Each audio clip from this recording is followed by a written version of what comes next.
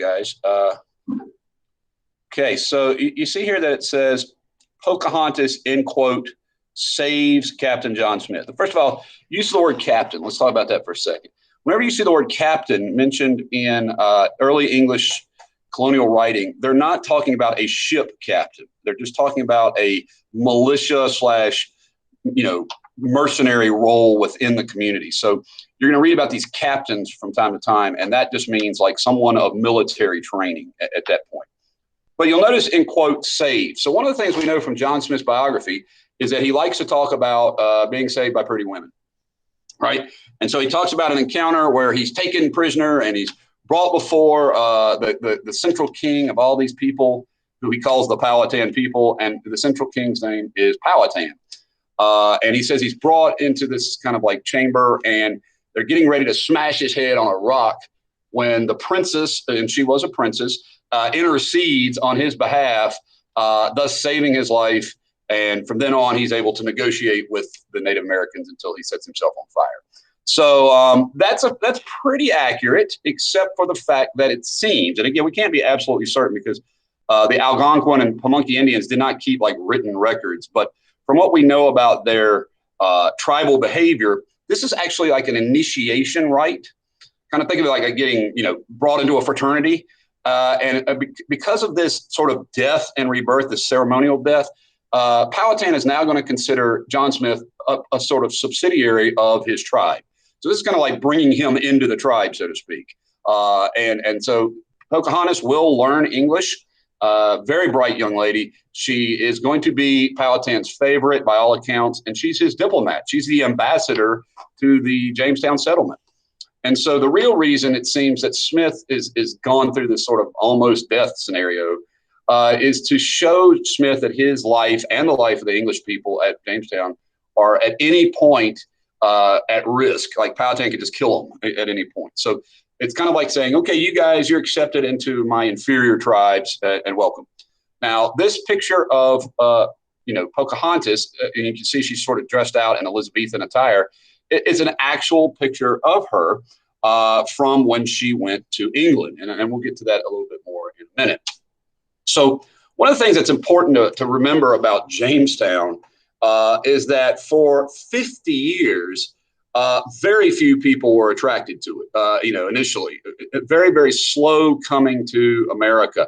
If you had a choice to go to Jamaica or the Bahamas or Bermuda or St. Kitts or Maine or, swamp-ridden, malaria-infested Virginia, then you're probably going to pick the Caribbean. So early on, and this is something that's often forgotten by students, English colonies don't stop at Georgia. There are lots of Caribbean English colonies.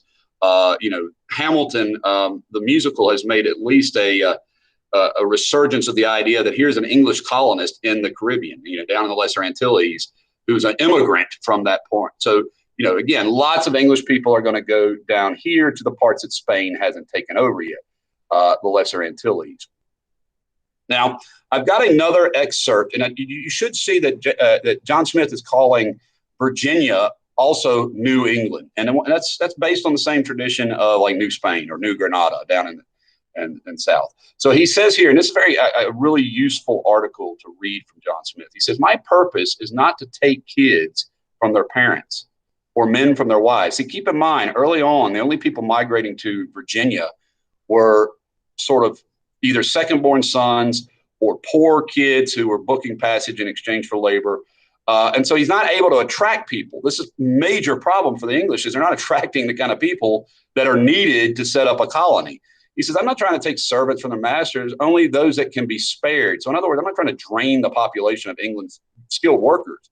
But if each village or city or countryside that will put clothing on their fatherless children of 13 or 14 years old. So if you've got a brother or sister that's 13-year-old boy, let's send them to the New World, okay? Or very young married people that have no money really to live on in England. Here their labor may live exceeding well, provided that there be sufficient power to command them. That's an interesting line. As long as you can keep them orderly, and behave and not, rioting or anything, that's cool. And we also need masters. Now, this is not a slave reference. This master term right here means skilled artisans, craftsmen. We need master carpenters, master masons, master experts at how to fish. We need skill. We need VOTEC people, y'all. We need really, really good skilled workers who can come over here to take 10 or 20 apprentices. So, I believe in apprenticeships now. I think a lot of people would be benefited by having more apprenticeships. But here there's an opportunity. If you'll come over here and work, you will learn a trade. The masters will grow rich, and then the apprentices will learn themselves. And this will benefit both king, country, master, and servant. In other words, if we can only get people to come here. So initially the problem at Jamestown, really, and you see this 10 years in, is they're not attracting enough people. So they're not getting herd immunity, if you know what that is, and they're not getting the skilled workers they need. And they're just these people are trying to get rich or die trying, and that's mostly what's happening. So this is very important that they attract skilled workers, okay? And so what they do see happen in Virginia is in many ways what's happened in England already. They come over and they mirror these vast estates that they think is what you're supposed to do. Now, part of the reason for this is to get a lot of money, but there's major problems with having these various, plantations spread out over 100 acres and 5 or more miles apart. And that is that they're both socially isolated, but more importantly, they're defensively isolated, which means if the Native Americans want to come and get rid of them, it ain't going to be hard because they're just spread out all through the James River area. And so that's how but again, the rivers are used primarily for transportation and defense. A couple times when Jamestown is besieged, the folks get on the river and hide out in the water for a while. But it really doesn't help. And so here you can see across the James River, this is the south side of the James, here how the settlement looks. And so it's along water. And of course, this is also in Native American traditional territory. Now, one of the things I like to point out is that men died so much and women were so valued that you had an unusual phenomenon emerge in America that was not the case in England. And that is sort of a dominance of widows. Now, they can't serve in the House of Burgesses or things like that, but because their husbands die so much, they inherit huge amounts of land. So like when George Washington is looking for a wife, he literally finds the richest widow in all of Virginia. And that means he gets to add all of her land to his land. So what's going to happen relatively quickly is that women are going to be really, really valued in a sense of what they bring to the table. But it doesn't transcend into political power. In other words, they don't get to vote or govern themselves. So nonetheless, you really wanted to find a wife. And a lot of the letters from sort of the lower worker class were like, please find me a woman who will move over here and that I can meet, kind of like, I need to find it's kind of like dating in a pandemic, I guess. If you were in Jamestown, you were the only guys around. So this was hard to come by. Now, one of the things that we need to look at is who they came in contact with. So this is traditionally true for not only the Algonquin, who are Virginia's Indians, at least in the coast, but throughout the Northeast. So be sure to know this list. So we talked about their long-standing tradition of independence. They were very, very fiercely independent, which again, I try to explain to you guys, the symbol for American independence for a long time was a Native American, because that was the highest form of independence they'd ever seen. Like these people literally are self-governing, and linguistic, of course, means language. But again, they didn't understand how tribes worked. So to give you an example, Powhatan was the spiritual king of the Algonquin, the Pamunkey, the Powhatan, but he was not the military leader. He was their spiritual leader, and his brother, Opichinconkanu, was the military chief. So they had multiple chiefs. Then you had to get permission basically through the whole tribe. Like, in other words, all the elders would sit around a longhouse and discuss stuff, and the English never had encountered anything like that. What is this stuff? So they didn't understand that. Plus the understanding of property. There were no property rights in Native American society. They didn't own the land. They lived with the land. So when English talked about buying it or taking it, and they're like, well, you can't do that. You can't own. Who owns land? It's like owning a cloud. You can't own a cloud anymore than you can own land. So, and then, of course, they didn't unify because they fought each other a ton. Powhatan literally believed that the English would make a good addition to his tribe to fight the Cherokee, to fight the Iroquois. So that was part of his objective, was like, let's learn their technology and take it from them. They really, really had a hard time differentiating. I mean, men did not want to adopt English ways of farming. It won't be until the so-called civilized tribe of the Cherokee do you see any Native American people really adopting the white man's path, which is men farming. Women farmed. That was their duty. Men hunted. But one of the things that the English recognized that was very important to the natives everywhere was the importance of religion. So you'd see the English use religion a lot in both their own personal lives. Like they built churches at Jamestown. They built churches around Eastern Virginia. But they also noticed how important religion was to the natives. Okay, so we were talking about Powhatan. Here he is. This is John Smith, his work, his drawing. It's actually a woodcut based on what John Smith said. And he really didn't rule a kingdom. He ruled a confederacy, which is very similar to the Iroquois. It's an alliance. And he was the paramount chief, but it was made up of lots of smaller chiefs. Opechancanough was one of those chiefs. And it was a bunch of tribes exactly where the English landed. And so the English term for these, their linguistic group is Algonquin. Their coastal tribe is Pamunkey, but they're called the Powhatan. For our class, that's what we'll call them, simply because that's who their leader was. And that's what the English called them. John Smith called them all the Powhatan, And the Powhatan, or literally Powhatan, literally saw the English as sort of like an inferior tribe that could help him sort of fight off his rivals from the west and the north. So try to think of Powhatan as not necessarily looking at John Smith and being impressed. They liked their metal armor. They thought the swords were neat. The guns. Now, I will tell you a little story about the guns. I read this in an interesting book. Native Americans were far more accurate with their weapons than English were with guns. But guns frightened them, like to no end, because the smoke and the noise, the Native Americans thought that the English were throwing demons at them. They thought the fire and the smoke and the smell was like some sort of witchcraft. And so they were very impressed by that. And then when they did see people get hit with the gun, and you're talking about like black powder, 50 caliber kind of guns, it would blow a hole clean through them. So they were like, oh my gosh, these powerful demons, but they weren't very accurate. They were notoriously inaccurate. Plus they're trying to carry a lit fuse with black powder around in a swamp. So you can imagine that didn't work too well. And then, I told you about John Smith setting himself on fire. So this was more of a potential ally than it was anything else for him. Here is the Powhatan Confederacy. You can see it goes almost all the way up to what is currently Washington, D.C. There's the Potomac but it does go up to D.C. And then down even as far as the beginning of the Outer Banks. So here's Werowocomoco. You can see that.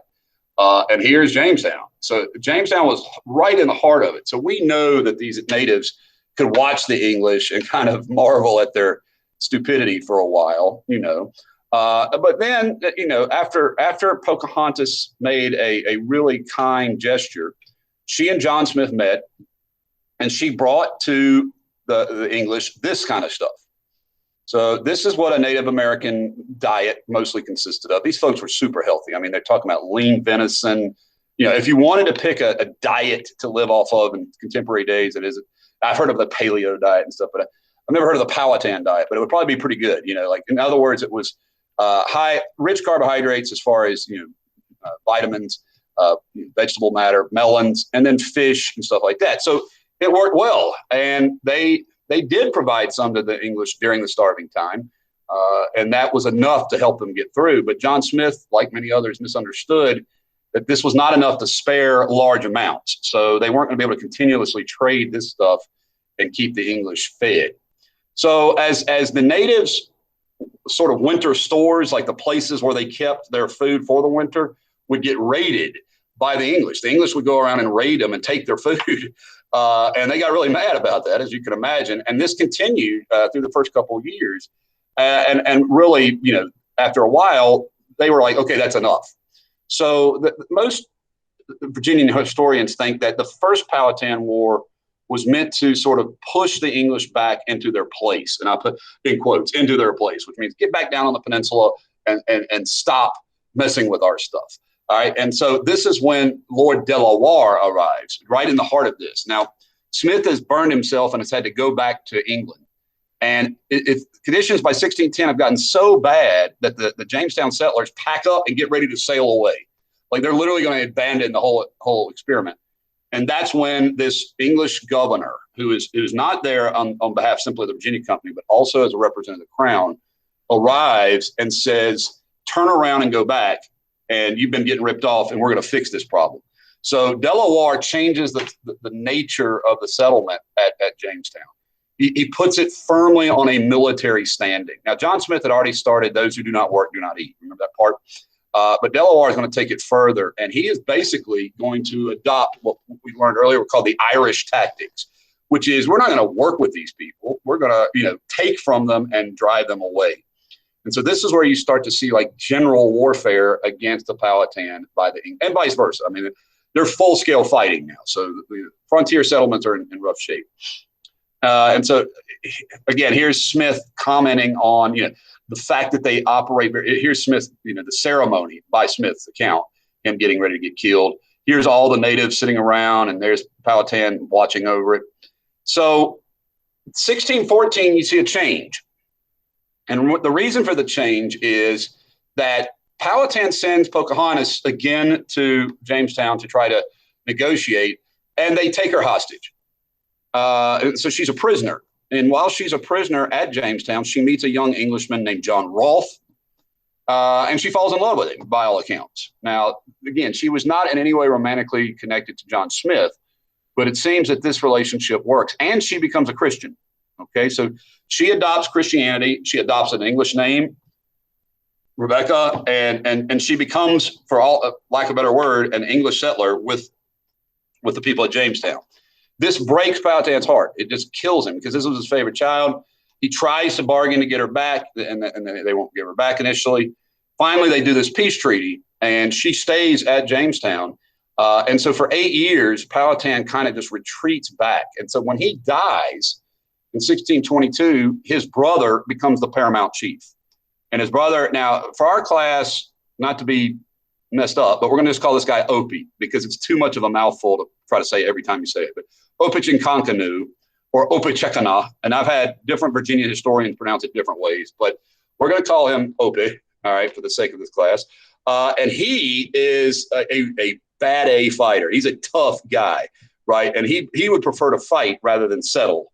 Now, there is a working thesis that this guy actually had been captured and taken to Europe before Jamestown by Spaniards or English, and then he made it all the way to England and spoke English. He learned to speak English and come back. Now, it's a debate because he didn't keep records, and we, don't know much about him because he didn't do interviews. But it does seem that he understood the English ways pretty well.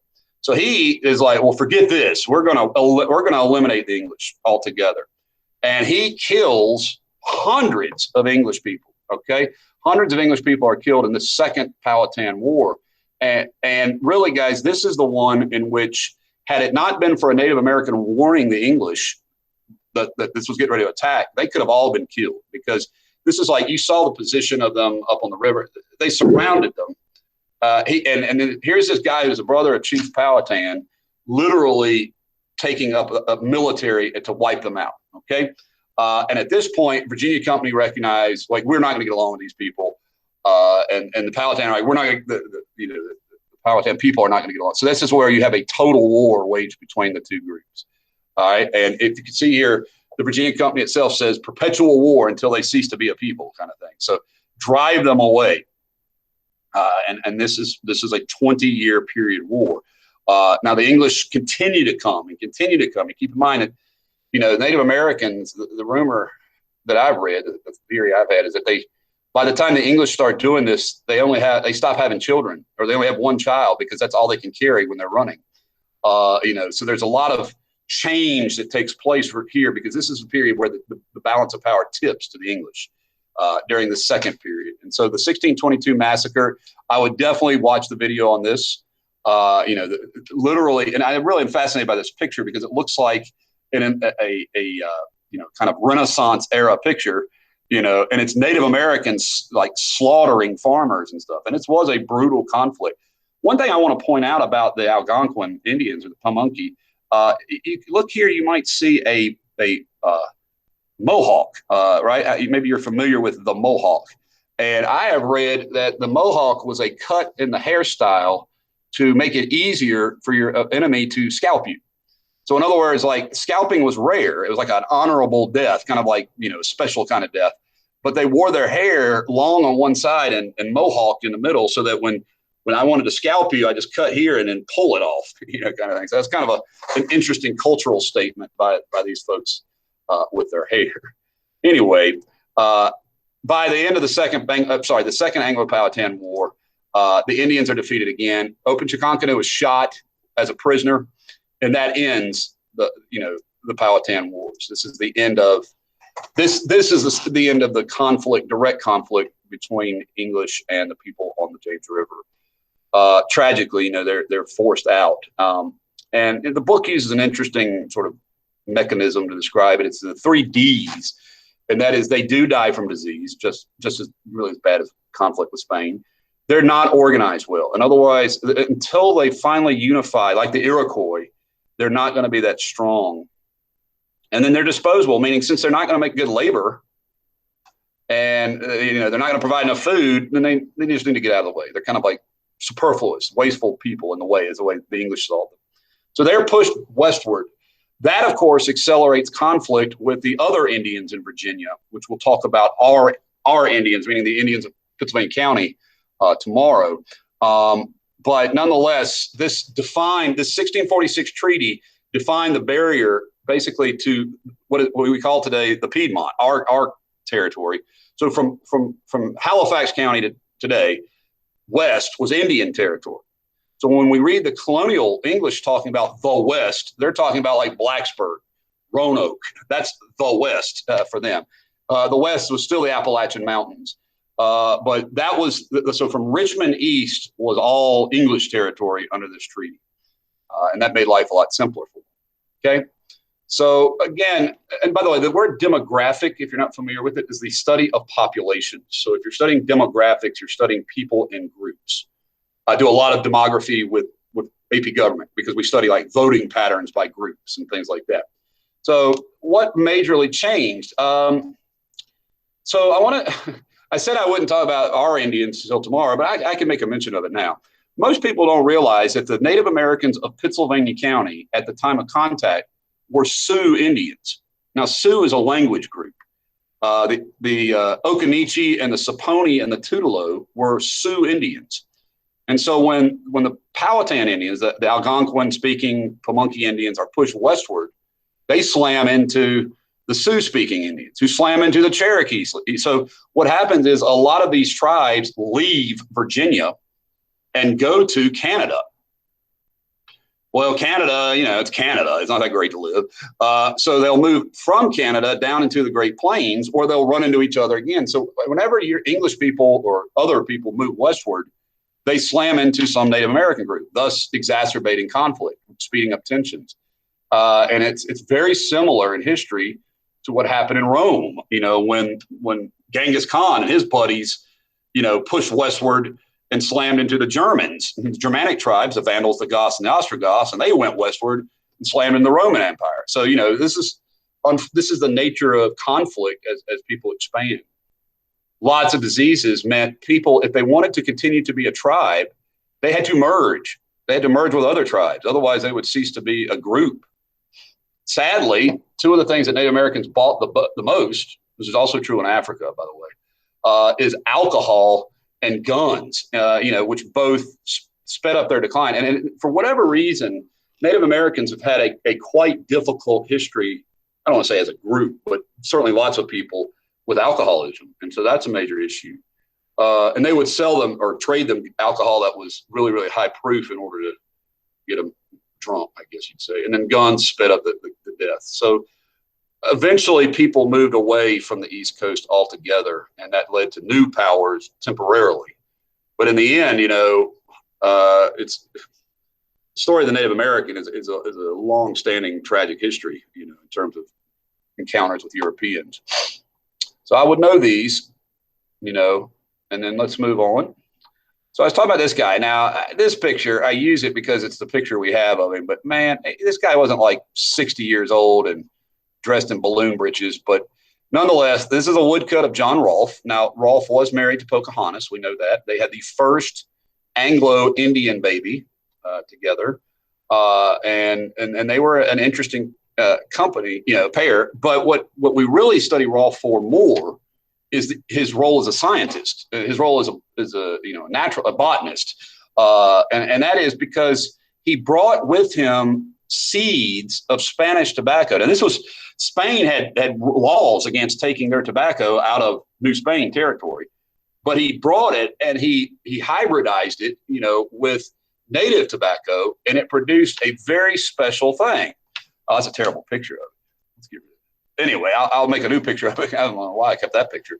That literally doesn't even look like tobacco, but maybe that was old tobacco. But anyway, he makes tobacco, the true gold of Virginia.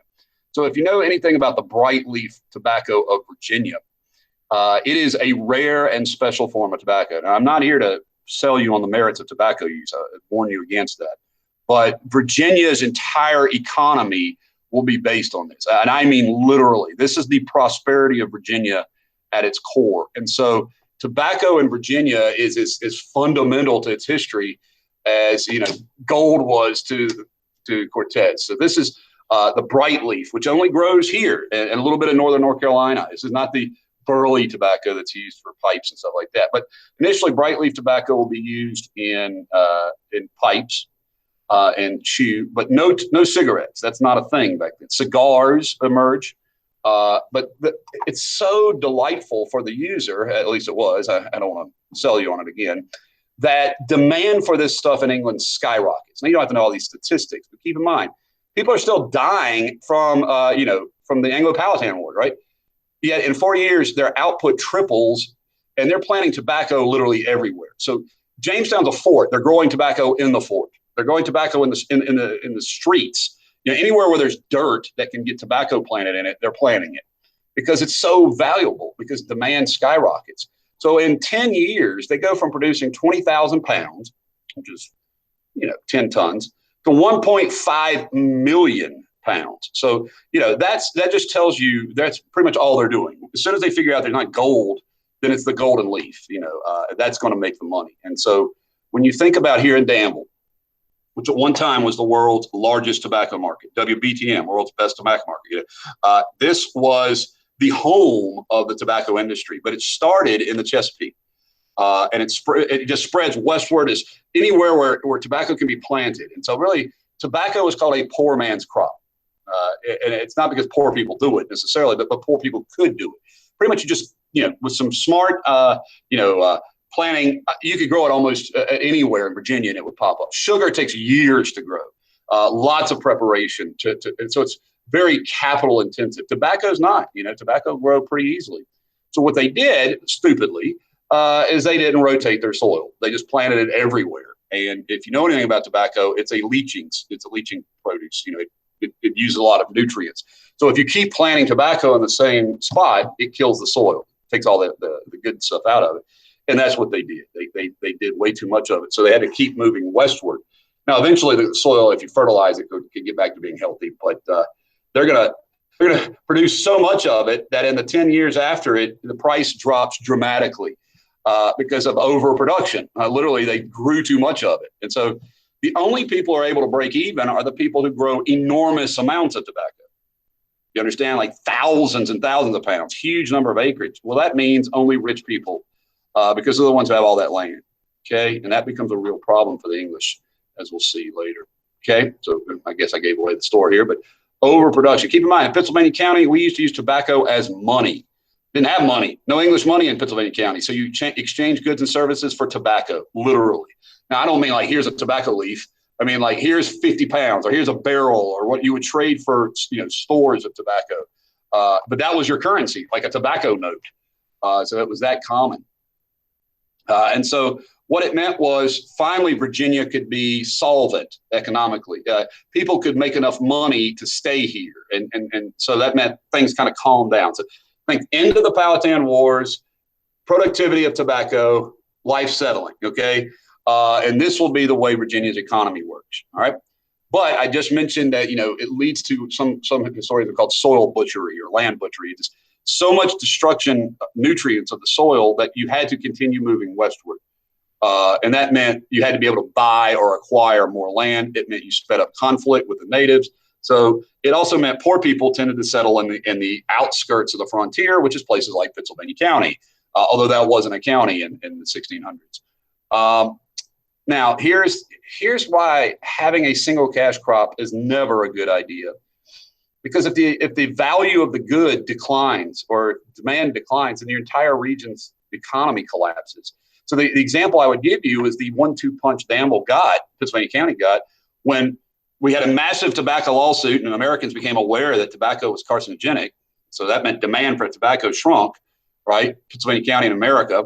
So lots less tobacco. We had, at the same time, they got rid of the tobacco. It was a subsidy, basically, that every year farmers were given federal money to farm a specific allotment of tobacco. They got rid of that. All right. And then Dan River Mills closed, which was, 48,000 people worked there. So, basically the entire industry of Pennsylvania County and Danville collapsed all at one time. And so if you chain your economy to one thing, it means everybody's tied to it. And that's really not a good idea. And also, you have this problem. Tobacco created the plantation in Virginia. The plantation is the only real efficient way to produce enough tobacco to make profit. And even then, most tobacco planters were, while both rich, they were colossally in debt.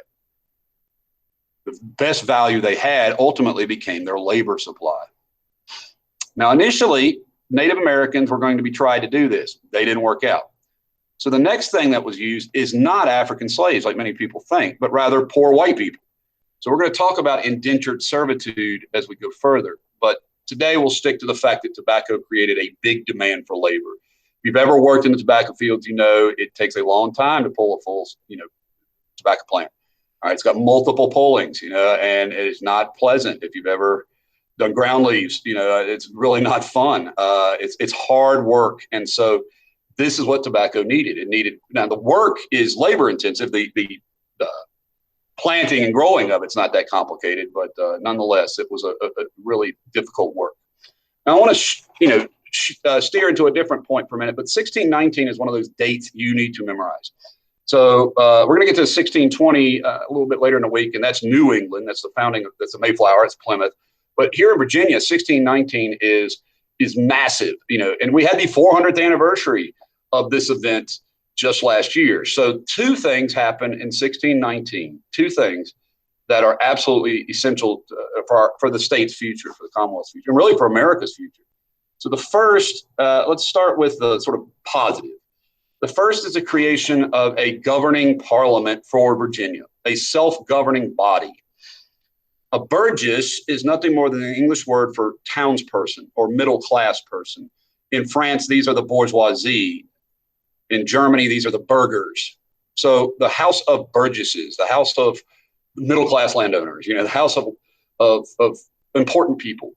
And this body, and this is the original capital. If you go down to Colonial Williamsburg, you will see the Virginia House of Burgesses in all its glory.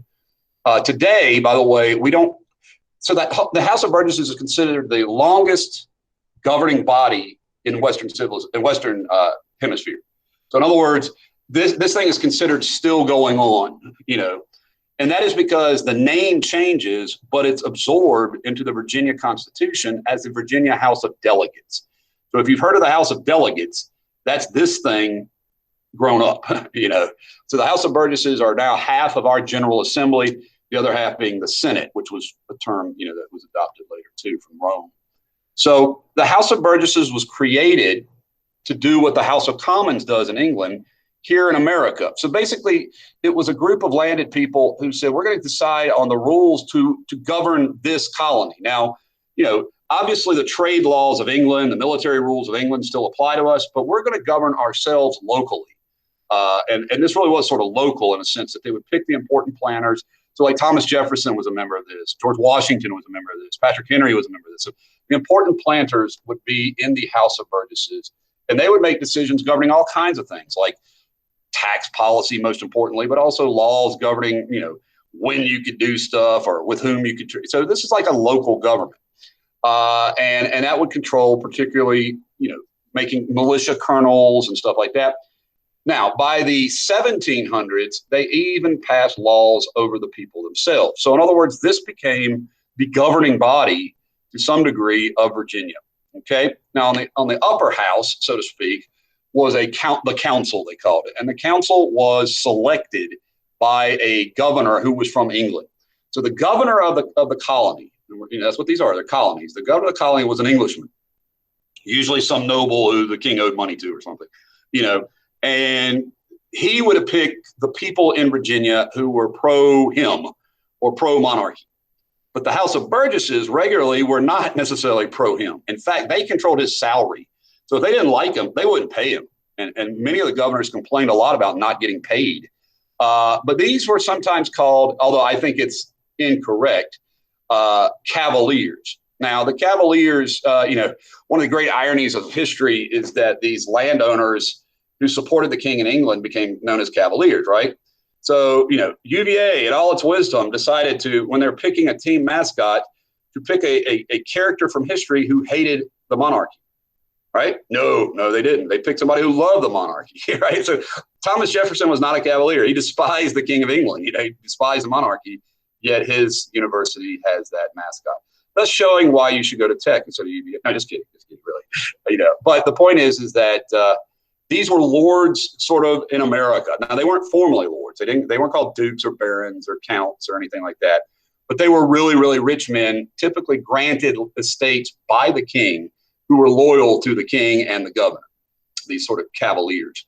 Now, the good news is because they died so regularly, they weren't enough in there to get entrenched, meaning that they either died or the power changed. So really in Virginia, the governor was not that powerful, and the House of Burgesses became more powerful, so to speak, over time. And the governors really resented that, and that should be like foreshadowing.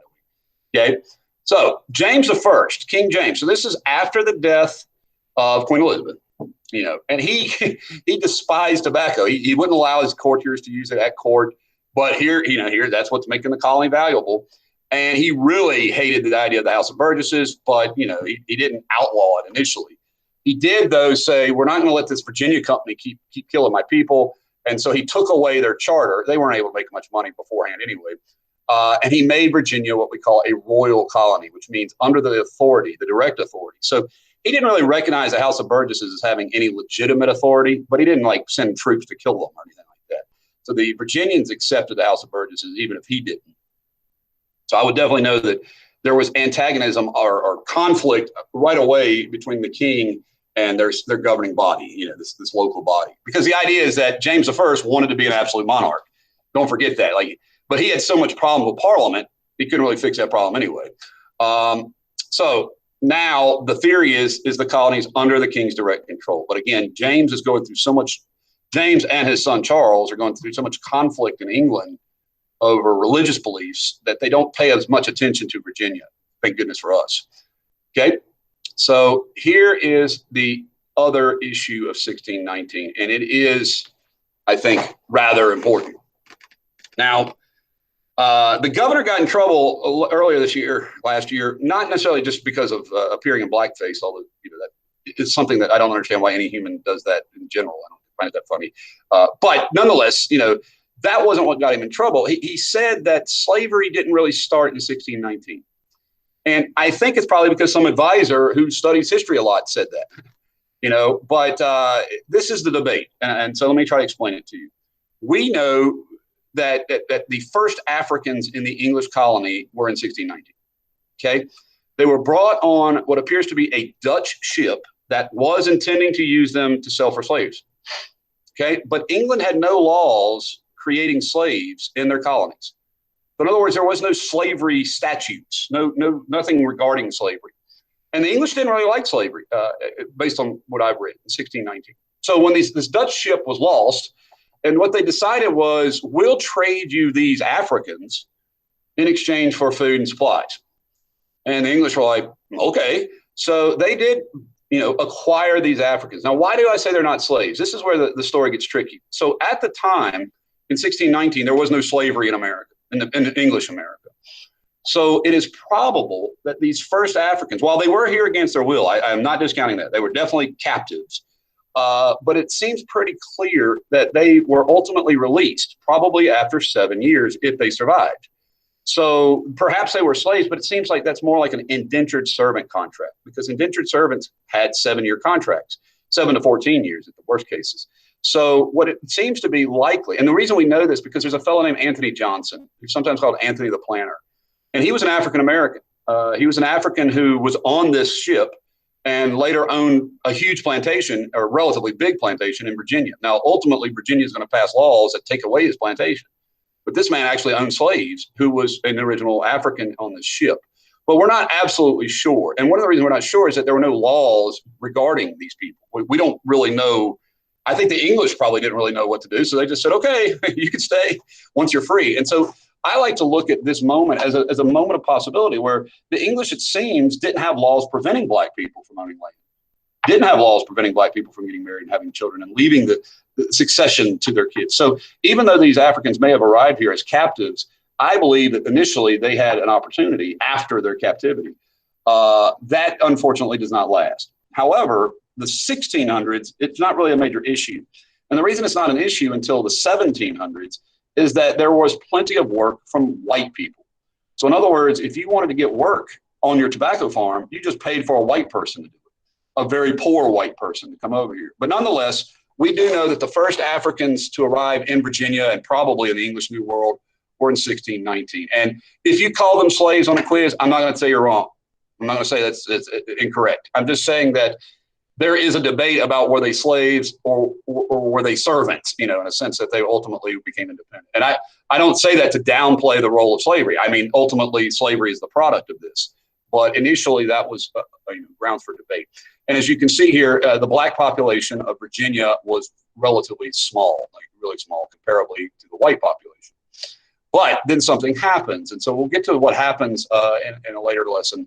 But, we're going to stop with today with the end of the slave trade, and I'll pick up with the rest of the English colony tomorrow in the South.